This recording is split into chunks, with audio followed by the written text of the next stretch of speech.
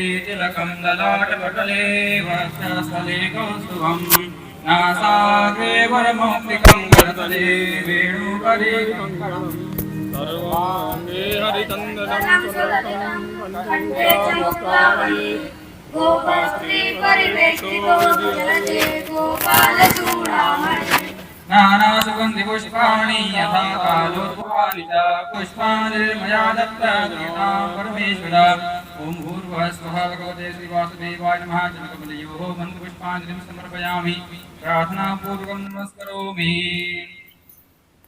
बोले कृष्ण कन्हैया लाल की जय। जगद्गुरु श्री रामानंदाचार्य जी भगवान की जय। परम पूज्य श्री व्यास जी महाराज की जय। सच्चिदानंद श्रीपादाथ समारंभा रामानन्दार्य मध्यमा अस्मदाचार्य पर्यन्ताम्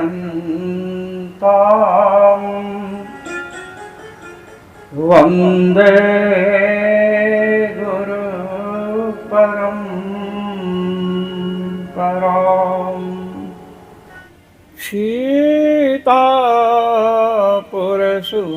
सीतापुरसुभद्रामे ऋषयः साधकाः सुराः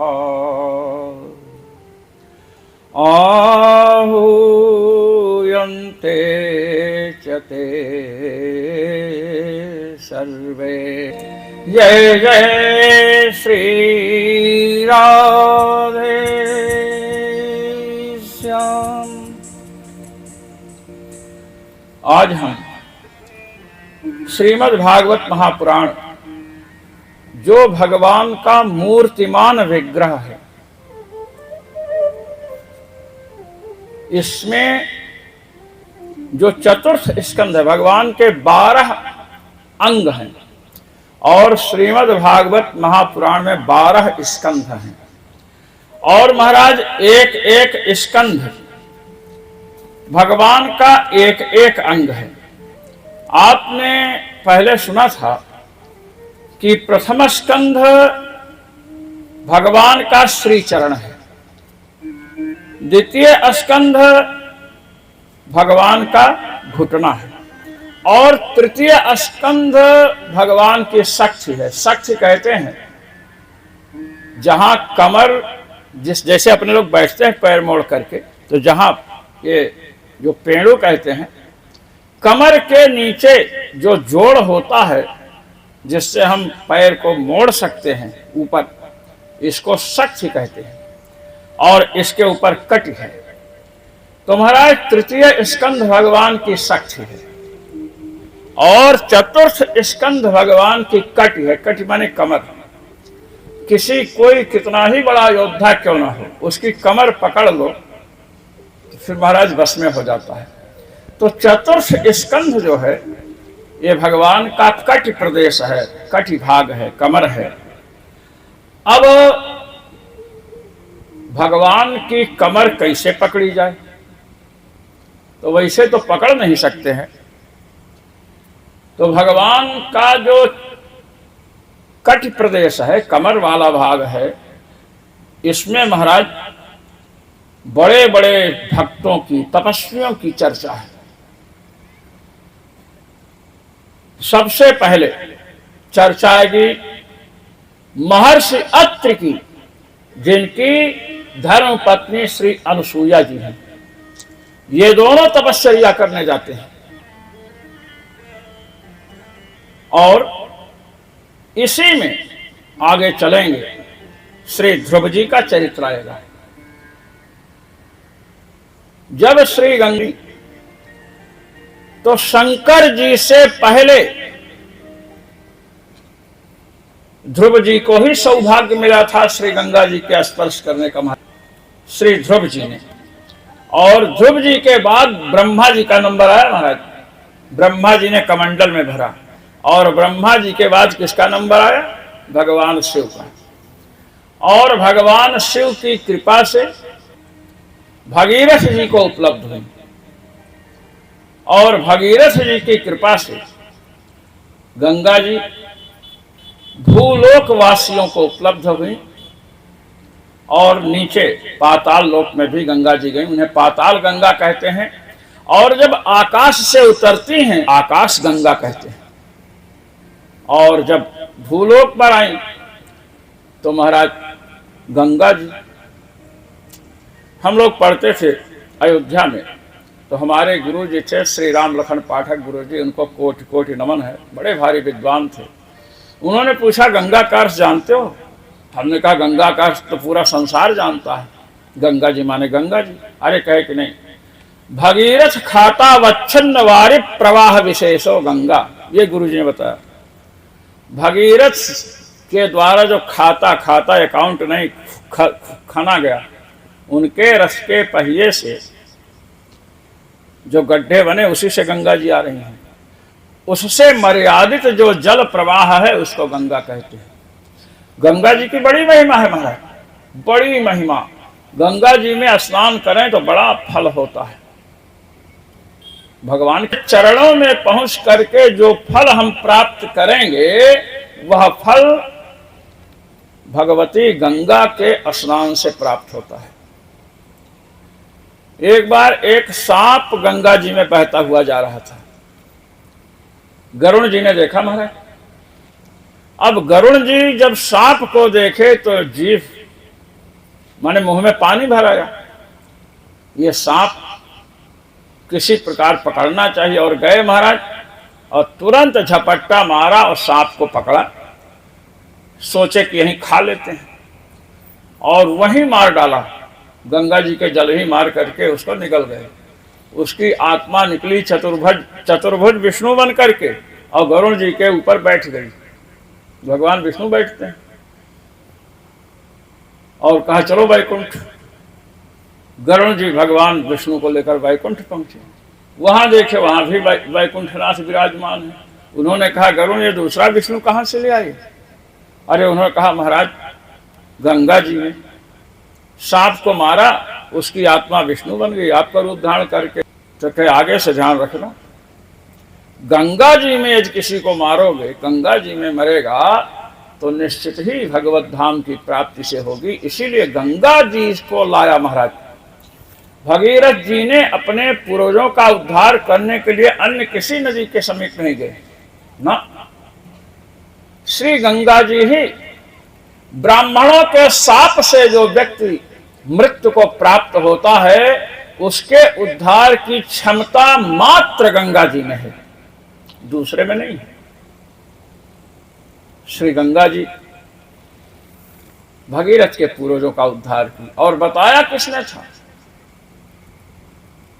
जो गंगा जी में सांप को खाए गरुण जी ना, गरुण जी ही बताए थे भगीरथ के पूर्वजों को कि ये ब्राह्मण श्री कपिल जी के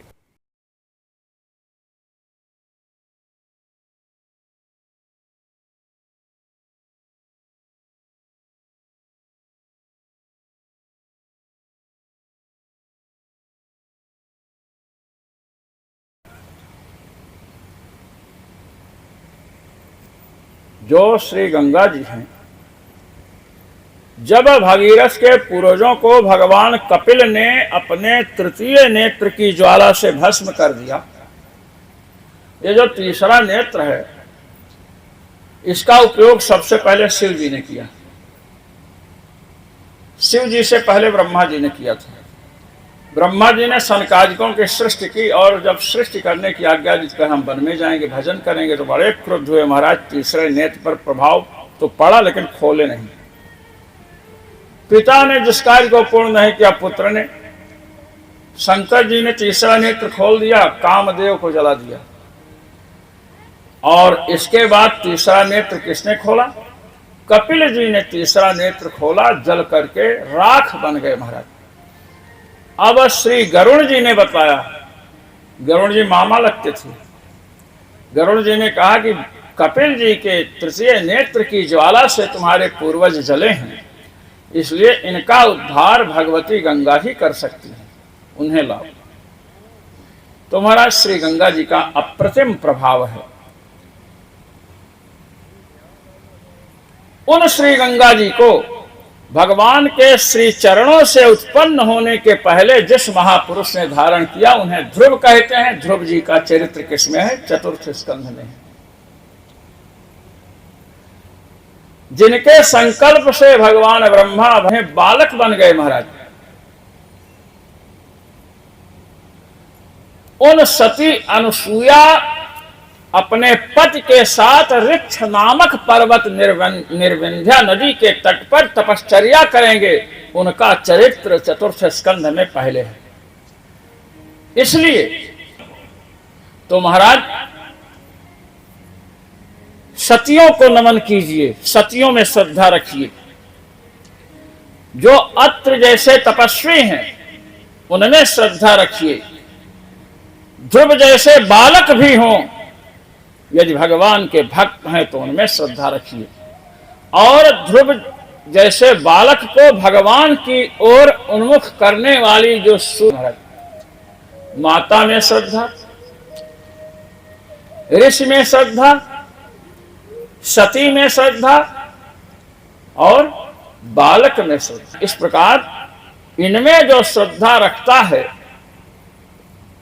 इनका सहयोग करता है, इनकी सेवा करता है, पकड़ ली हाँ भगवान की कमर। और इन पर जो क्रोध करता है, समझ रहे ना, कोई सती स्त्री है उस पर क्रोध कर रहा है, अत्रि जैसे तपस्वियों पर क्रोध कर रहा है,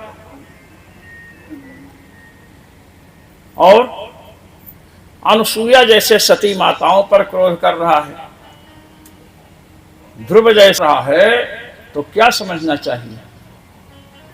वैसे भी क्रोध तमोगुण का कार्य है। क्रोध किसी पर भी आवे, यह है तमोगुण का कार्य, इतना तो निश्चित है। किंतु क्रोध ना करें तो व्यवस्था भी नहीं चलेगी महाराज। क्रोध यदि छात्र पर अध्यापक ना करे, पुत्र पर पिता ना करे, माता ना करे, नौकरों पर स्वामी न करे, तो महाराज सब आलसी हो जाएंगे, व्यवस्था बिगड़ जाएगी। तो इनको सुधारने के लिए है अपराध है, इनको सुधारने के दृष्टि से क्रोध करना ही चाहिए। किंतु ऐसा क्रोध करें कि महाराज व्यवस्था ही बिगड़ जाए, समझ रहे ना। लड़के पर क्रोध किए, अब क्रोध किए तो एक आध चाटा मार दो, मुर्गा मुर्गी बना दो, जैसा भी, अब आ गई, अब हॉस्पिटल लिए दौड़ रहे हैं। ऐसा क्रोध नहीं करना चाहिए। ऐसे काम है, काम का वर्णन निषेध किया गया। काम का त्याग करो। काम ऐसा क्रोध ऐसा रजो, काम और क्रोध रजोगुण से उत्पन्न है। और महाराज कहते हैं ज्ञान का आवरण किया गया है। काम का केवल स्त्री विषयक इच्छा ही मत समझिए। कामः संकल्पः, हम जो नाना प्रकार के संकल्प करते हैं, संकल्प जैसे हमारे पास मोटरसाइकिल नहीं है, संकल्प किया मोटरसाइकिल आ जाती, अब मोटरसाइकिल आ गई। फिर संकल्प किए मकान, मतलब संकल्प का ओर छोर नहीं है। संकल्प बढ़ते जाते हैं और जीव उसी को पूर्ण कर, उसके आयु को पूर्ण कर देते हैं। इसलिए संकल्प काम का अर्थ है संकल्प। जब हम अनेक प्रकार के वैषयिक वस्तुओं का संकल्प करेंगे तो हम अध्यात्म में नहीं बढ़ सकते। तो महाराज धर्माविरुद्ध काम भगवान का स्वरूप है, जिससे संतान प्राप्त होती है। ऐसे ही धर्माविरुद्ध क्रोध भी भगवान का स्वरूप है, धर्माविरुद्ध लोभ भी भगवान का स्वरूप है। और जब ये अनियंत्रित हो जाएं, श्री शंकराचार्य जी महाराज से किसी ने पूछा कि ये बतलाओ नरक का द्वार क्या है, ये प्रश्न किया। द्वारम किमेकम नरकस्य, ये प्रश्न है। श्री शंकराचार्य जी महाराज से प्रश्न किया, अब उत्तर भी दे रहे हैं। द्वारम किमेकम नरकस्य, नरक का द्वार क्या है? नारी है। अब लीजिए, एक छोटा बालक है, उसके नरक का द्वार उसकी मां कैसे हो सकती है? जो मां पुत्र का पालन पोषण करती है, वह मां पुत्र के लिए नरक का द्वार कैसे हो सकती है? एक महिला क्या लिखी, कहीं जो लिखा वो लिखी कि नारी नरक का द्वार है। हमने कहा ऐसा गड़बड़ मत कीजिए, नारी नरक का द्वार है। कोई साधक साधना कर रहा है, जैसे श्री विश्वामित्र जी साधना कर रहे थे, उनके लिए नरक का द्वार कौन बन गई? मेनका। तो जो तपस्या को भ्रष्ट कर दे वह नारी नरक का द्वार है। ऐसे ही कोई नारी तपस्या कर रही है, कोई नर जाकर के उसके व्रत को नष्ट कर दे तो नर उसके लिए नरक का द्वार है। अब सब बातें लिखी नहीं रहती हैं, एक बात बतलाई गई तो उससे आगे की बातें समझनी चाहिए। साधिका नारी के लिए कामी पुरुष नरक का द्वार है, और एक साधक के लिए, नहीं तो शंकराचार्य जी महाराज नरक का द्वार नारी होती तो अपने मां का अंतिम संस्कार करने क्यों जाते? बताइए। जब मां सन्यास की आज्ञा दी तो कही थी मेरे अंतिम समय में आना, तो महाराज अंतिम समय में गए। यदि नारी नरक का द्वार होती तो नारी को नरक का द्वार बतलाने वाले श्री शंकराचार्य जी महाराज नरक के द्वार के समीप क्यों जाते? इसलिए शास्त्र और ऋषियों के, महापुरुषों के वचन का स्वारस्य क्या है, अभिप्राय क्या है, समझना चाहिए। तो महाराज स्वयंभू मन की चर्चा आपने सुनी। ब्रह्मा जी के शरीर से दाहिने भाग से बाएं भाग से शतरूपा जी का प्राकट्य हुआ। अब स्वयंभू मन के 5 संतानें हैं, 2 पुत्र हैं और 3 पुत्रियां हैं। पुत्रों का नाम है प्रियव्रत और उत्तानपाद, लड़कों का नाम। और जो बच्चियां हैं, कन्याएं हैं, उनमें आकुति, प्रसूति और देवहूति, 3 कन्याएं हैं, जिनमें देवहूत जी का विवाह कर चुके। किसके साथ? कर्दम महर्षि के साथ। और महाराज जो आकुति हैं, इनका विवाह, आकुति का अर्थ है माने असमन्तात, कौत शब्दम करोति, जो बहुत बोलने वाली हो उसे आकुति कहते हैं, बहुत बोलने वाली हो। अब बहुत बोलने वाली लड़की हो तो उसका विवाह उससे करवाइए जिसकी रुचि भगवान में हो, भगवान में प्रेम हो। और भगवान में अगर प्रेम नहीं है तो दिन में 3 बार महाभारत होगा महाराज। आप देखिए कि जो लड़ाकू स्त्रियां होती हैं उनका विवाह सीधे पुरुष के साथ होता है। मैंने कई जगह देखा, नाम तो मैं नहीं लेना चाहता हूं, सबका मैं जानता हूं। मतलब ये है, भगवान ऐसा क्यों करते हैं? क्योंकि दाम्पत्य जीवन ठीक रहे। और स्त्री भी लड़ाकू, पति भी लड़ाकू, तो महाराज जीवन कैसे चलेगा?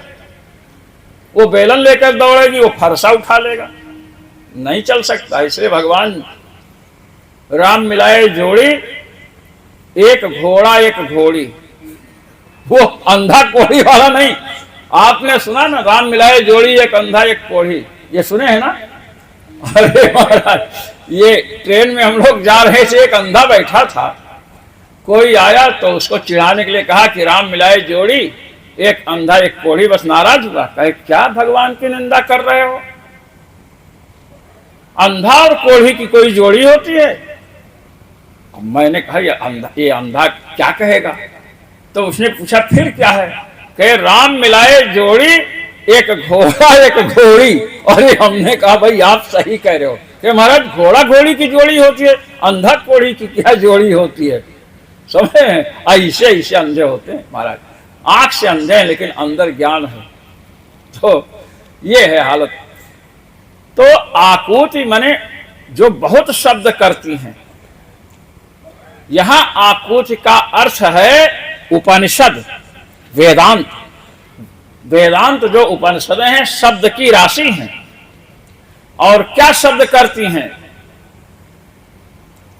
एक तो कल मैंने बताया था कि भगवान को जानना हो तो सदगुरु के पास जाओ, और एक तद विज्ञानार्थम सा गुरुमेवाभिगच्छेत समित पाणि श्रोत्रियम ब्रह्मनिष्ठम। ये शब्द करती हैं कि अगर तुम भगवान को प्राप्त करना चाहते हो तो श्रोत्रिय ब्रह्मनिष्ठ गुरु की शरण में जाओ। और यह भी बतलाती हैं तमेव विदित्वा अति मृत्युमेति नान्यः पंथा विद्यते यनाय। भगवान को जान करके ही संसार सागर से पार उतर सकते हैं, दूसरा कोई मार्ग नहीं। यह भी उपनिषद ही बतलाती हैं। तो आकुति का अर्थ है आ माने असमन्तात कौच शब्दम करोति। कैसा शब्द? कौवा वाला शब्द नहीं, भगवत विषय कम शब्दम को, भगवान को विषय करने वाला शब्द करती भगवती उपनिषद वेदांत। अब उपनिषद जैसा शब्द बोलने वाली स्त्री हो, माने ज्ञानी स्त्री हो, तो उसका विवाह किसके साथ कराया जाए? ज्ञानी के साथ। के नहीं, ज्ञानी के साथ कहोगे कराओगे तो रोज शास्त्रार्थ होता रहेगा, समझे कि नहीं? कालिदास और विद्योत्तमा जैसे उसका विवाह कराइए रुचि जिसकी भगवत विषय की रुचि हो, भगवान में जिसका प्रेम हो, तो उसके ज्ञान की सार्थकता जब भगवत प्रेम से महाराज जुड़ेगी, वो ज्ञान जुड़ेगा, तब ज्ञान की सार्थकता है। और जो भगवत विषय की रुचि है, प्रेम है, उसका संबंध जब ज्ञान से जुड़ेगा तो महाराज उस प्रेम की सार्थकता है। ज्ञान के बिना प्रेम, प्रेम माने भक्ति। पुत्र के बिना माता कमजोर समझी जाती है, और माता के बिना पुत्र भी, ये है। और महाराज आकुति का विवाह रुचि के साथ हुआ। पुत्र का धर्म होता है। जब स्वयंभू मनु ने महाराज विवाह किया रुच के साथ, तो ये कहा था कि इस पुत्रिका धर्म के अनुसार विवाह कर रहे हैं, माने जो पहले लड़का होगा वो मेरा हो जाएगा। ये है पुत्रिका धर्म। लड़की के पहली संतान यदि लड़का होगा, लड़की का पिता का वो मेरा हो जाएगा। ये है पुत्रिका धर्म। स्वयंभू मनु ने महाराज जो पुत्र हुआ उसे ले लिया।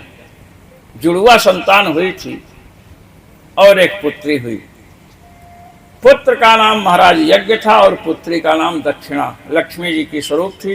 बाद में इनका विवाह होता है। देवहूति की चर्चा सुनी चुके हैं, आकुति की भी सुने। जो प्रसूति हैं महाराज, प्रसूति का विवाह दक्ष प्रजापति से हुआ। अब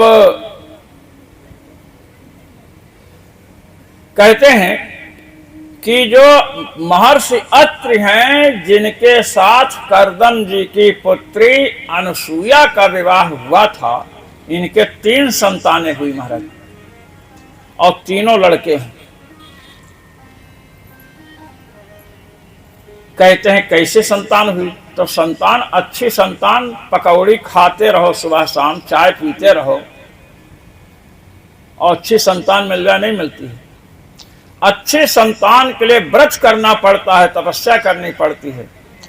एक बार किसी ने पूछा कि जो बड़े लोग होते हैं उनके यहाँ लड़के जल्दी पैदा नहीं होते, इसका क्या कारण है? कहे कि देखो भाई, और जो गरीब होते हैं उनका लड़के पर लड़के, लड़के पर लड़के। कहे बड़े लोगों के यहाँ लड़के इसलिए जल्दी नहीं होते हैं क्योंकि उनके पास संपत्ति बहुत होती है, तो इतना अधिक पुण्य हो किसी का, तब न जाकर के जन्म लेगा। और पाप करने वाले जीव अधिक हैं, इसलिए गरीबों के यहाँ जन्म लेते हैं। खूब न खाने को मिलेगा न पहनने को मिलेगा, ये स्थिति है। दशरथ जी महाराज वृद्धावस्था आ गई, पुत्र ही नहीं हुआ, पुत्री थी शांता।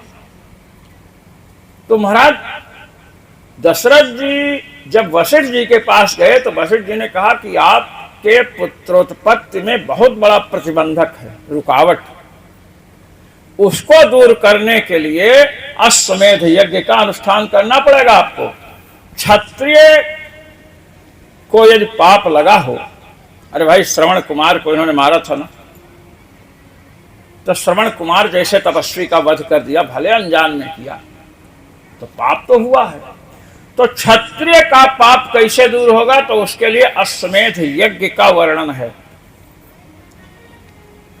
सर्वं पापमानं तरति, देखिए तरति ब्रह्म हत्याम, सर्वं पापमानं तरति योऽश्वमेधे न यजते, ये वेद का वाक्य है। वह क्षत्रिय संपूर्ण पापों से मुक्त हो जाता है और ब्रह्म हत्या से भी मुक्त हो जाता है जो अश्वमेध यज्ञ का अनुष्ठान करता है। यह केवल क्षत्रिय कर सकते, ब्राह्मण नहीं कर सकते महाराज ना। तो श्री दशरथ जी ने अश्वमेध यज्ञ किया महाराज। तो अश्वमेध यज्ञ सब नहीं कर सकते हैं, ब्राह्मण नहीं कर सकता है, और राजाओं में भी बहुत पराक्रम होना चाहिए जिसकी अधीनता सब स्वीकार करते हो। महाराज इनके यहां रघु जी, रघुवंश ही चला है, आप समझते हैं ना रघुवंश। रघु जी का इतना प्रभाव था, एक बार रावण ने मंदोदरी से कहा कि मैं जाना चाहता हूं अयोध्या पर विजय प्राप्त करने के लिए। तो मंदोदरी ने कहा कि अयोध्या अजय है, अयोध्या पर विजय नहीं प्राप्त कर सकते आप। कहे क्यों? अरे कहे उसका नाम है अयोध्या है। योद्धुम शक्या योध्या, जो युद्ध करने के योग्य हो उसे योध्या कहते हैं, और ना योध्या अयोध्या, जहां युद्ध करना संभव ही नहीं हो, जाओगे तो मारे जाओगे। रावण ने कहा कि तुम हमको डरवा रही हो। कहे डरवा नहीं रही हैं, आपको हम परामर्श दे रही हैं। अयोध्या में चल रहा है, उनके समीप आप जाएंगे तो बचेंगे कि नहीं, हमको संदेह है। अरे कहे ऐसे कैसे? कहे रघु के नाम का चक्र चलता है। रावण ने कहा रघु के नाम का चक्र चलता है? कहे हाँ, जो उनकी आज्ञा नहीं मानता है उसका सिर्फ खच्च। रावण ने कहा कि हमने बहुत स्त्रियों को देखा झूठ बोलने वालियों को, एक तुम्हारे जैसे झूठ बोलने वाली स्त्री मैंने नहीं देखा। मंदोदरी ने कहा कि ये तो पति है हमारे, पति को समझाना बड़ा कठिन होता है, और वैसे पति के लिए समस्या है। माँ को समझा सकता है महाराज, आप सब अनुभव करते होंगे, माँ को समझा देंगे, बहन को समझा देंगे, समझा देते हैं ना, और पत्नी को समझाना बड़ा कठिन होता है। दोनों तरफ एक ही स्थिति है। अब महाराज फोन आवे और किसी कार्य में व्यस्त है, फोन नहीं उठाए, तुरंत पूछे कि क्या कर रहे थे, किससे बात कर रहे थे, सीधा प्रश्न। महाराज क्या करोगे, बड़ी समस्या पतियों की है। हाँ, अब आप देखिए, हमको अनुभव है ना, हमारे साथ देखिए आचार्य जी हैं, ये बैठे पाठ कर रहे हैं, इनके द्वारा मैंने देखा कि महाराज तुरंत प्रश्न होता है, क्या कर रहे थे, किससे बात कर रहे थे।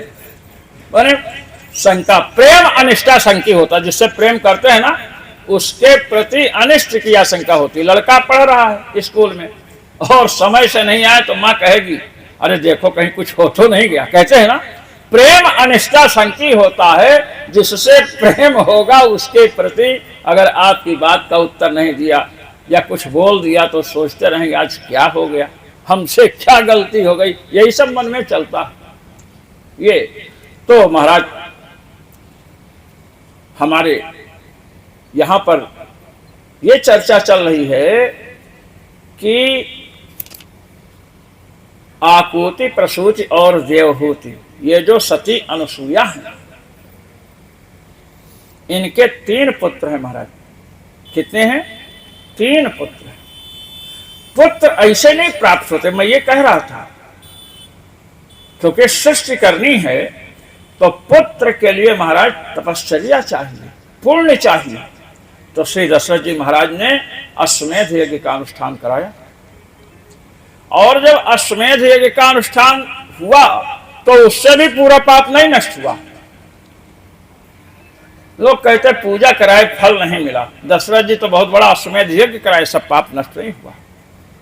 तब फिर वशिष्ठ जी के पास गए कि अब पुत्रेष्टि यज्ञ कीजिए, एक पाप ऐसा बचा है जो आपके पुत्र के जन्म में बाधक है, और पाप तो नष्ट हो गए, एक बचा हुआ है। तब पुत्रेष्टि यज्ञ हुआ। हमारे न्याय दर्शन में भाष्य में विचार हुआ कि पुत्रेष्टि यज्ञ कराने से पुत्र होता है, कहे नहीं। हमारे आचार्य कहते हैं, न्याय आचार्य कहते हैं नहीं, ऐसी बात नहीं है।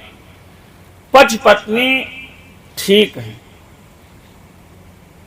जैसे कहता ना डॉक्टर पति को कह दिया तुम भी ठीक वो भी ठीक, अब सोचते पुत्र क्यों नहीं हो रहा भाई। पति पत्नी ठीक हो और उसमें कोई अदृष्ट कोई पाप ऐसा है जो प्रतिबंधक बन रहा है संतान की उत्पत्ति में, तो उस प्रतिबंधक को दूर किया जाता है पुत्रेष्टि यज्ञ से। न्याय दर्शन में बहुत अच्छा विचार करते हैं, और उस प्रतिबंधक को दूर करेंगे और संतान तो रजवीर के संपर्क से होती है, सीधे उन्होंने कहा। तो ये महाराज तपस्या करने के लिए गए, श्री अत्रि जी और उनकी पत्नी अनुसुईया जी। महाराज किसके कहने से तपस्या करने गए?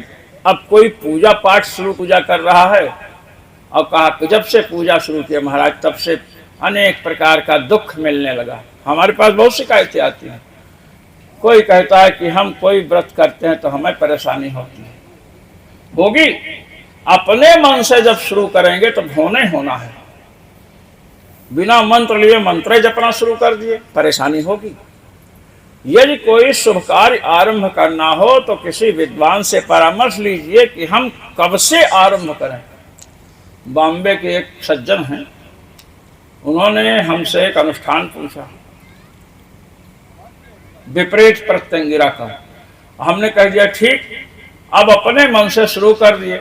स्वप्न में देखे कि लोग आकर के उनको मार रहे हैं, तो छूट गया। उनकी पत्नी भी हनुमान चालीसा पूछी थी, कहीं महाराज कब से करें, तो हमने समय बताया तो उनका ठीक हो गया।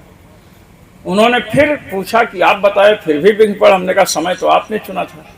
दूसरी बार जब समय उन्होंने पूछा और मैंने बताया, तो जो लोग उनको स्वप्न में मारते थे उस मंत्र के जप से वही उनके शत्रु निकले और महाराज जेल गए। वो सब बालक है, लड़का, उसको मान लो हनुमान चालीसा करना है, माता से पूछे। हम लोग छोटे थे, बाल्यावस्था में, महाराज पढ़ने जाना हो तो माँ के पास पहुँचे, कहीं पढ़ने जा रहे हैं तो कहीं जाओ, कहीं भी जाना हो तो पूछते थे जाकर के। ये हम लोग को सिखाया गया था। और आज कहीं भी बिना पूछे चल देते हैं। नहीं, घर में माँ है या पिता है, आज्ञा लेकर बाहर निकलिए तो महाराज असफलता हाथ नहीं पकड़ सकती है। उनका आशीष रहता, उनके मन में रहता ना कि मेरा लड़का इस कार्य से गया है। चिंतन का बड़ा प्रभाव होता है। कछुआ जानते हो? कछुआ, खेचुहा, कछुआ यहाँ क्या कहते हैं? कछुआ कहते हैं। कछुआ की धर्म पत्नी का नाम क्या है? कछवी। अच्छा, धर्म पत्नी होती है, धर्म भाई होता है, धर्म पिता होता है, होते हैं ना? धर्म पति होता है? नहीं होता। ये धर्म का संबंध पत्नी से जुड़ा है, और धर्म का संबंध किससे जुड़ा है? भाई से। और धर्म का संबंध किससे जुड़ा है? पिता से। धर्म का संबंध पति से नहीं जोड़ा, नहीं। अब क्यों नहीं जोड़ा? तो हमारे यहां बताया गया धर्म मूलम जनार्दन। धर्म के मूल कौन है? भगवान है। और जब विवाह होता है तो कन्या को लक्ष्मी स्वरूप मानते हैं, लक्ष्मी स्वरूप। और लक्ष्मी किसको दी जाती है? विष्णु भगवान को। तो पति तो साक्षात विष्णु भगवान है। धर्म की उत्पत्ति उससे हुई, इसलिए उसके साथ धर्म नहीं जुड़ता। समझ गए ना? हाँ, नहीं तो लोग कहते रहे पति ऐसे होते हैं, इनके साथ धर्म। धर्म मूलम जनार्दन, धर्म के मूल है भगवान। ये पतियों की इज्जत हमें बचानी पड़ती है। बाद में लोग मिलते हैं, कहते हैं महाराज आप पुरुष की वो करते हैं। एक यज्ञ में मैंने स्त्रियों की बड़ी प्रशंसा की भाई, और शायद वो स्वामी जी हैं, राघव प्रबंधाचार्य जी महाराज नाम है।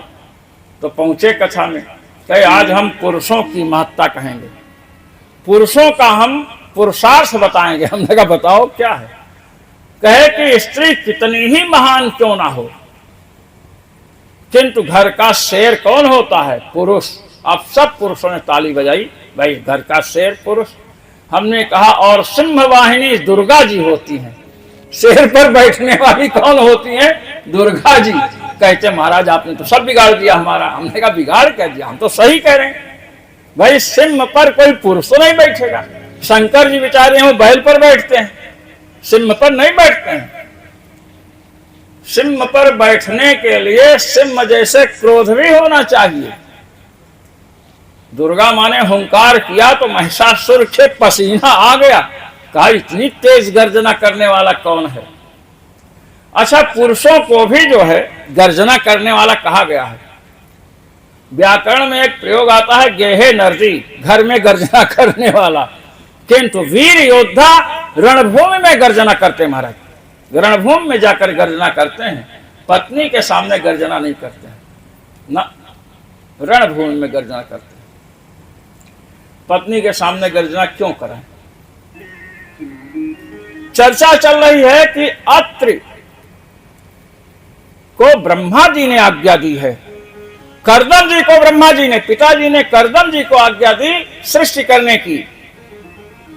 सोचिए 10,000 वर्ष तपस्या किया, 10,000 वर्ष तपश्चर्या करने की क्षमता रखने वाला बालक पिता की आज्ञा लेकर के तपस्या करने जाता है। यह मैं बता रहा हूं आपको। 5 वर्ष के नन्हे मुन्ने बालक ध्रुव मां की आज्ञा पाकर के महाराज वन में जाते हैं। मां ने बतलाया था, मां की आज्ञा लेकर गए, और श्री अत्रि जी महाराज और पत्नी अनुसुईया आश्रम में विराजमान है। श्री ब्रह्मा जी प्रकट हुए और ब्रह्मा जी ने कहा सृष्टि का विस्तार तुम्हें करना है। ब्रह्मा जी ने प्रेरणा दी तपस्या करने की। ब्रह्मणोदितः सृष्टा वक्त्रर्ब्रह्मविदां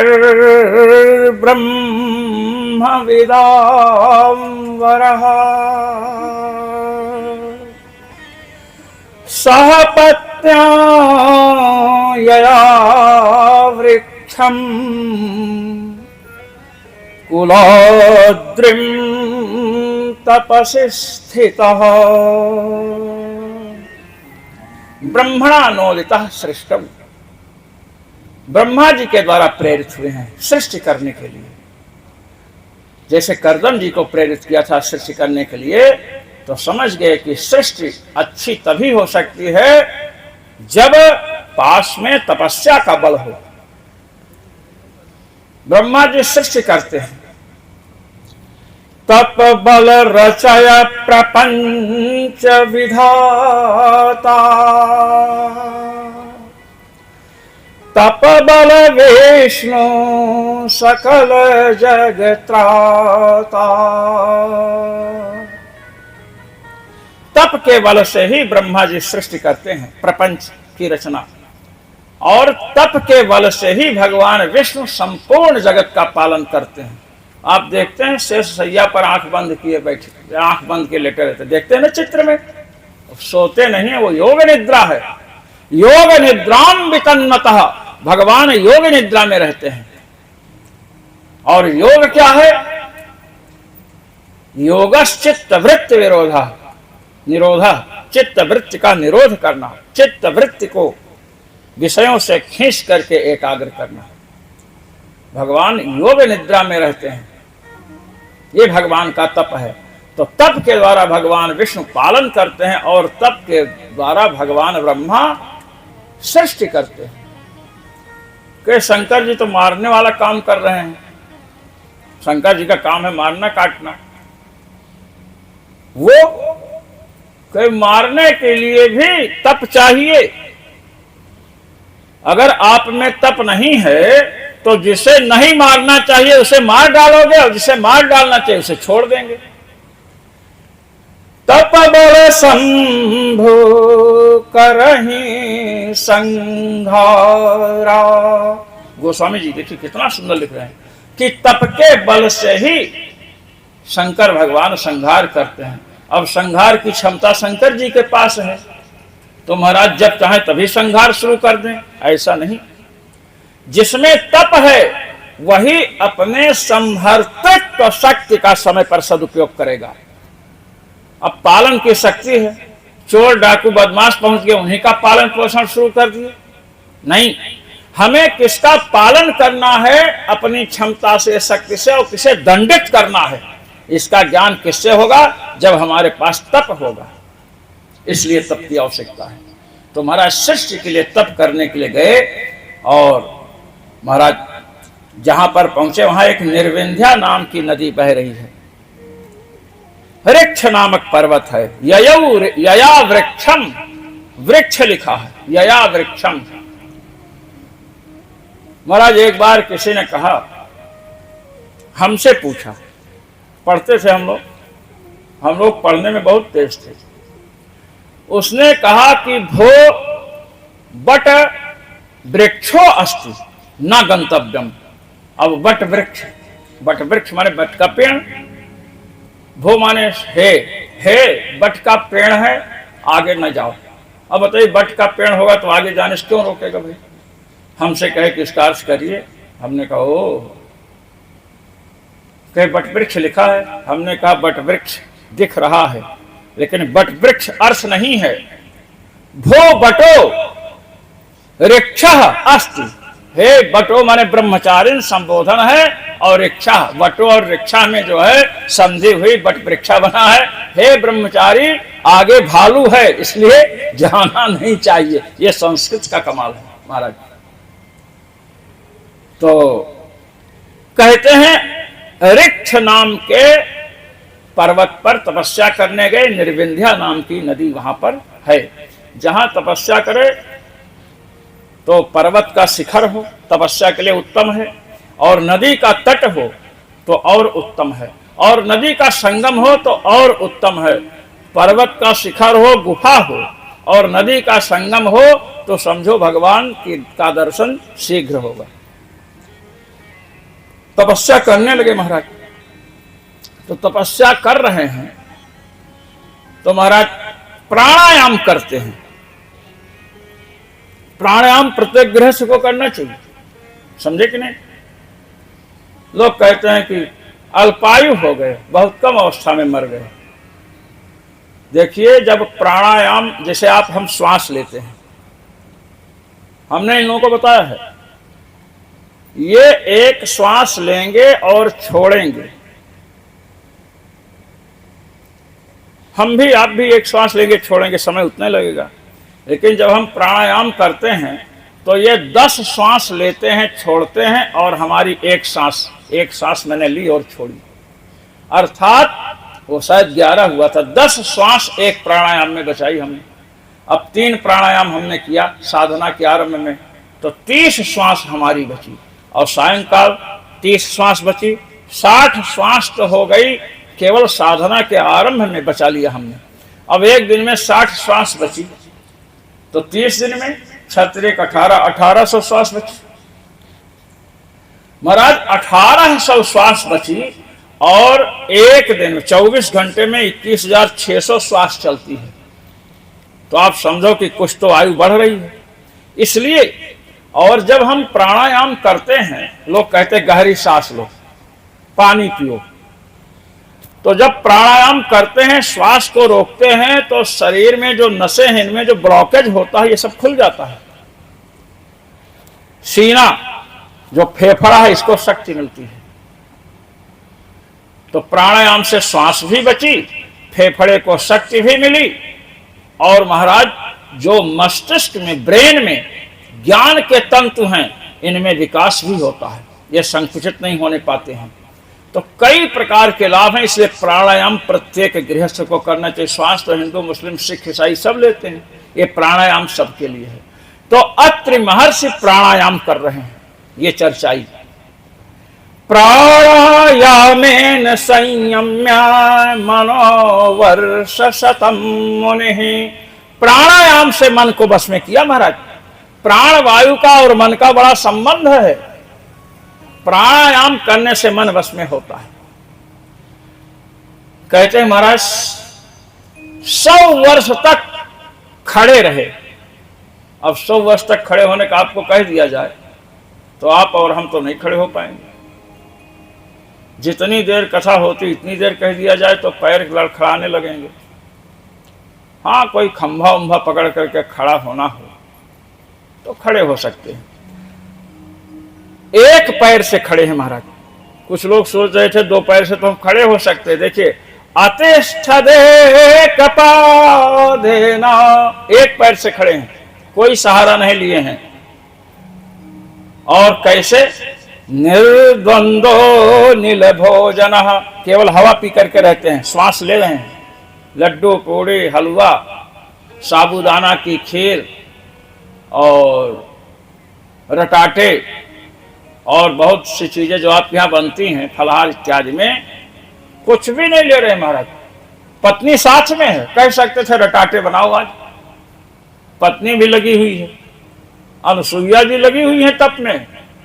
अत्रि जी को कभी कभी बड़ा संकोच होता है कि देखो ये करदम जी की पुत्री है और इसकी माँ का नाम देवहूति है। चक्रवर्ती सम्राट स्वयंभू मनु के पुत्र जो पुत्री देवहूति हैं, उनकी पुत्री हैं अनुसुईया जी, और कैसी तपस्या कर रही हैं महाराज। जो कुलीन होते हैं उनके परंपरा में तपश्चर्या, दान, पुण्य, खिलाना पिलाना, ये सब उनका धर्म होता है।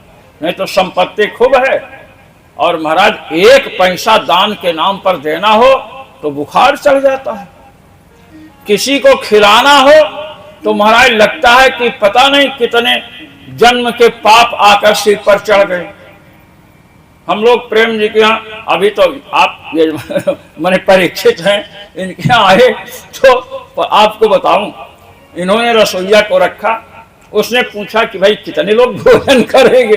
प्रेम जी ने कहा 5 लोग हैं, 5 लोग हम थे।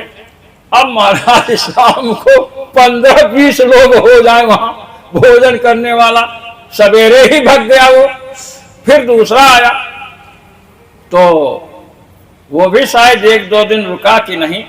फिर तीसरे जो अभी है उसको बुलाए। वो तो पहलवान, जैसे इनका दिल वैसे उसका दिल महाराज। वो 2 महिलाएं वो डटी रहती हैं, 12-1 बज जाता है तो ये अब वहां 5 आदमी भोजन 15-20 कर रहे हैं। जो आवे ये कहा अरे भोजन करके जाओ, भोजन का समय है। ये इसको कहते हैं खिलाना, समझ ना। तो खिलाना भी कुलीनता का बहुत बड़ा लक्षण है। कुलीन व्यक्ति ही खिला सकता है महाराज। तो अनिल भोजन, महर्षि अत्रि किसका भोजन कर रहे हैं? वायु का। लोग कहते चलो यहां से हवा खाओ, कहते हैं हवा खाओ, ये लीजिए, स्वयं हवा खा रहे हैं। ध्रुव जी भी तपस्या करेंगे महाराज, केवल वायु पी करके रहेंगे। अब तपस्या यह है तप, शरीर को सुखाना। मैंने कहा था काय शोषणम परम तप, शरीर को सुखाना बहुत बड़ी तपस्या है। जब भोजन ही नहीं करेंगे तो शरीर सूखेगा। अब केवल शरीर सुखाने से काम नहीं चलेगा, मन पर भी नियंत्रण। तो मन का नियंत्रण किससे? प्राणायाम से मन को एकाग्र किया। अब जब मन एकाग्र होगा तो किसमें एकाग्र करोगे? मन को किसी में तो लगाना पड़ेगा, तब ना एकाग्र होगा। तो कहते शरणम तम प्रपद्येहम यो एव जगदीश्वरः, जो संपूर्ण संसार के स्वामी परमात्मा है। नाम नहीं लिया, न तो ब्रह्मा जी का नाम, न विष्णु भगवान का नाम, न शिव जी का, न भगवती दुर्गा का, न भगवती काली का, किसी का नाम नहीं। अब किसी के नाम ले लें वो परमेश्वर ही ना हो तो फिर गड़बड़ हो जाएगा। कहे जो कोई परमेश्वर है मैं उसकी शरण लेता हूं, ये कहा। और प्रार्थना कर रहे हैं, संकल्प लिया है महाराज। तपस्या करे तो तपस्या किस फल के लिए कर रहे हो, संकल्प भी होना चाहिए ना। प्रजाम आत्म समाम मह्यम प्रयच्छति चिंतयन्। अलग से संकल्प नहीं लिया, अक्षत पुष्प जल नहीं, तपस्या कर रहे हैं और मन मन में सोच रहे हैं कि हम इसलिए कर रहे हैं कि हे जो संसार के स्वामी भगवान आप हैं, अपने समान संतान दो हमें, यह लीजिए। प्रजाम आत्म समान, अपने समान संतान दीजिए, और भगवान के समान दूसरा कोई है नहीं, इसलिए भगवान को स्वयं आना पड़ता है।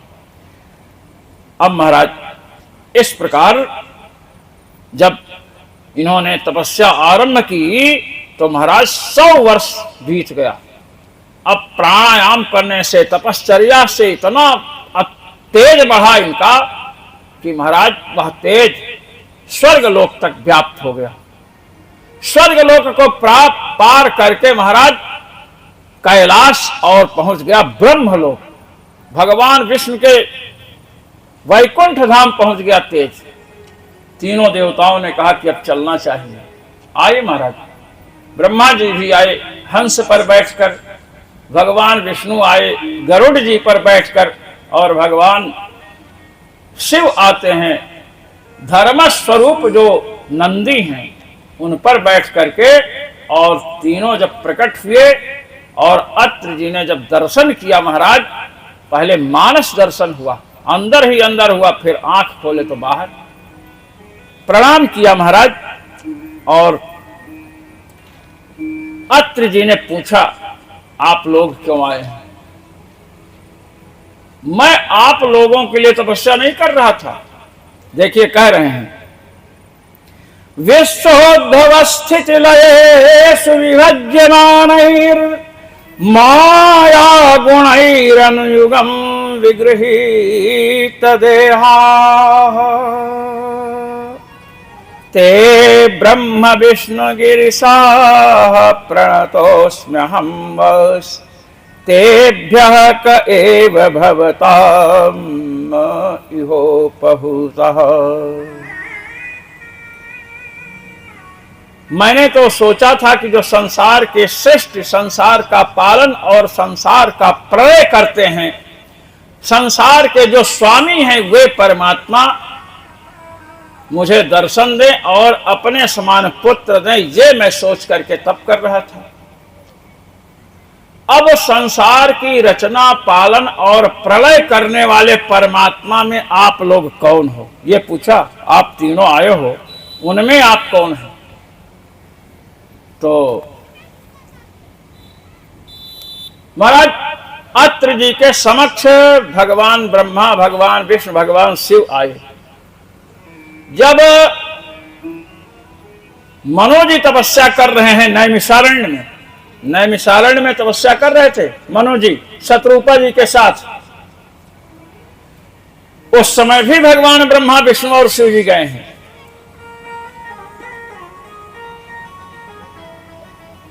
विधि हरिहर तप देखी अपारा, विधि हरिहर तप देखी अपारा,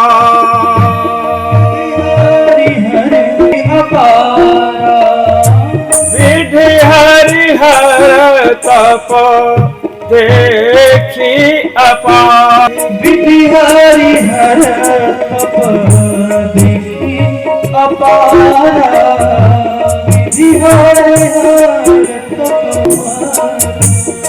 मनु समीप आए बहुवारा, मनु समीप बहुवारा।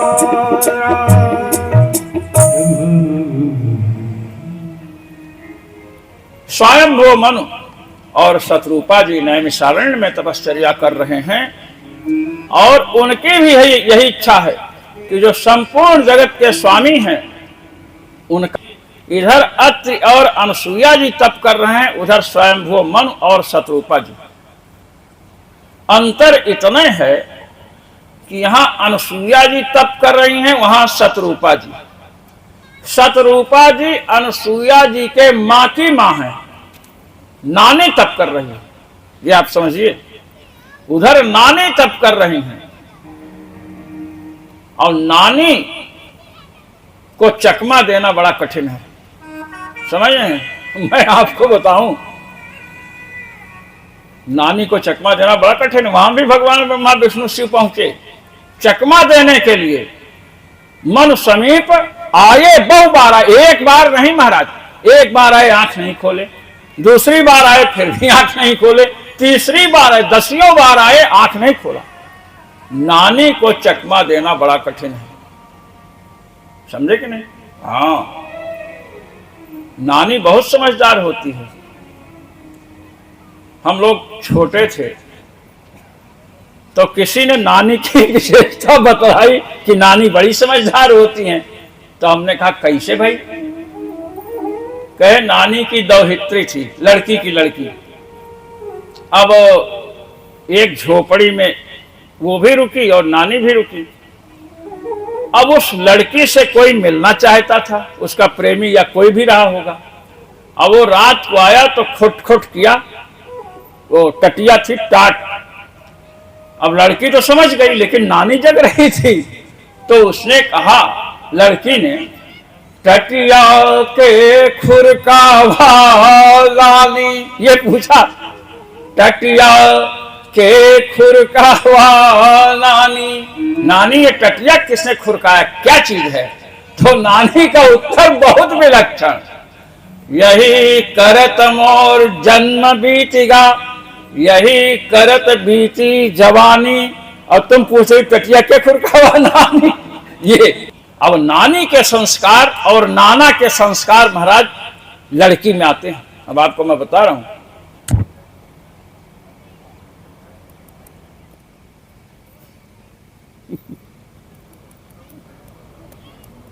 क्या है, आगे आप चर्चा सुनेंगे। वेन की कथा आएगी, महाराज वेन की। वेन की उत्पत्ति यज्ञ करने से हुई थी और बड़ा पापी निकला। तो पूछा कि जब यज्ञ करने से वेन पैदा हुआ तो पापी क्यों हुआ? अपने यहां जब विवाह शादी करते हैं तो वर वधू की कुंडली मिलाते हैं ना, और कुल देखते हैं कि किस कुल का है, परिवार अच्छा है कि नहीं, ये बहुत आवश्यक है। अब वेन के जो नाना थे ना, वो असुर थे, उसका नाम था मृत्यु, और इधर यमराज का भी नाम मृत्यु है। यमराज के साथ जो मृत्युदेव हैं, मृत्युदेव यमभ्राता वेन माता महोसुरः। मृत्युदेव यमराज के भाई हैं और वेन के जो माता माने नाना हैं वे असुर हैं। अब नाना असुर है तो नाना से जो संतान लड़की पैदा हुई सुनीखा, महाराज असुर का स्वभाव अंश उसमें आया और मां का प्रभाव लड़के पर पड़ा। यज्ञ के द्वारा उत्पन्न होने पर भी लड़का क्या हो गया? नास्तिक हो गया। इसीलिए कहते कुल इत्यादि को देखना चाहिए। महाराज शत्रुपा जी के सामने, मन जी के सामने अनेक बार भगवान ब्रह्मा, भगवान विष्णु और भगवान शिव गए, आंख नहीं खोला ना, बिल्कुल नहीं। और कहे जाकर के, जैसे यहां आते हैं कहते ना कि वर मांगो, जहां कह रहे हैं वहां पर भी मांगहु वर बहु भांति लोभाए, परम धीर नहीं चलहि चलाए। गोस्वामी जी संकेत करते हैं, अनेक बार कहा वरम ब्रोहि वरदान मांगो, वरदान मांगो। कहते हैं कि किंतु चलाए मान नहीं हुए, तपस्या से उठे नहीं। कहे क्यों? कहे परम धीर, अत्यंत गंभीर हैं। नाना नानी बड़े गंभीर है, इसलिए महाराज ब्रह्मा विष्णु भगवान शिव के कहने पर भी उठे नहीं, धैर्य को नहीं त्यागा, तपस्या करते रहे। और जब नहीं उठे तब महाराज पर ब्रह्म परमात्मा भगवान श्री राम ने जब कहा कि क्या चाहते हो, और तुरंत आंख खोल दिया। गोस्वामी कहते हैं कि इतनी सुंदर वाणी, भगवान ब्रह्मा भगवान शिव भगवान विष्णु की वाणी सुने कमजोर के कमजोरे रहे, और जब भगवान श्री राम की ध्वनि सुनाई पड़ी तो हृष्ट पुष्ट तनु भये सुहाये, मानव अबहि भवन ते आए। भगवान की वाणी सुनाई पड़ी तो हृष्ट पुष्ट हो गए, समझ गए कि जिसके लिए तपस्या कर रहे हैं आया, तो आंख खोले, कहते दर्शन दीजिए। भगवान ने कहा अच्छा ठीक है देते हैं, बिना कहे दर्शन नहीं दिया। और भगवान ब्रह्मा भगवान विष्णु और भगवान शिव बार बार आकर कहते आंख खोलो, हमारा दर्शन करो, वरदान। नाना नानी नहीं माने महाराज, नहीं खोला। और इधर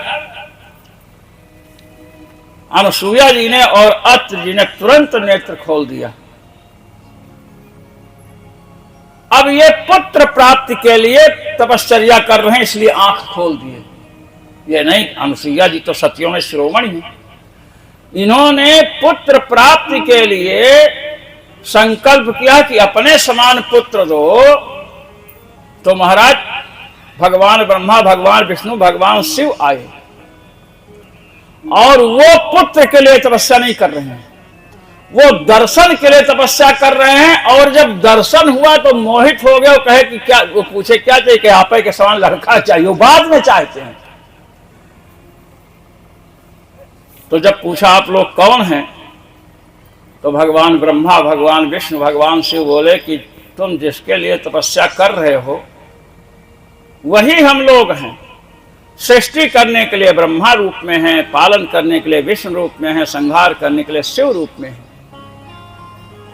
हमने दर्शन दिया आपको, और आप पुत्र प्राप्त करना चाहते हो। हम 3 आए हैं, से 3 पुत्र आपको होंगे। ये ब्रह्मा जी कह रहे हैं कि मेरे अंश से चंद्रमा नामक पुत्र प्राप्त होगा आपको। और विष्णु भगवान ने कहा कि मेरे द्वारा, मेरे अंश से, अर्थात ब्रह्मा जी चंद्रमा के रूप में प्रकट होंगे और मैं दत्तात्रेय के रूप में प्रकट होऊंगा। शंकर जी ने कहा कि मैं दुर्वासा के रूप में, जैसे मैं क्रोधी हूं वैसे दुर्वासा भी क्रोधी। महाराज